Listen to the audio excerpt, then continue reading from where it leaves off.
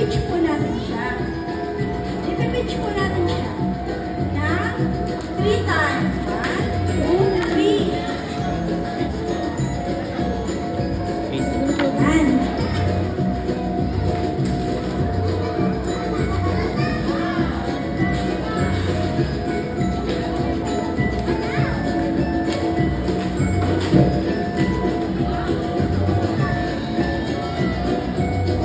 Lahat po, nakaganto na.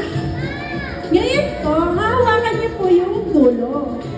Isusuot po natin siya doon sa hole na nagawa natin. Ayan. Bel.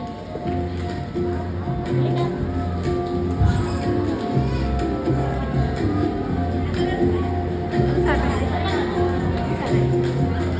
Wala naman. Kinuha ko lang yung tubig ko.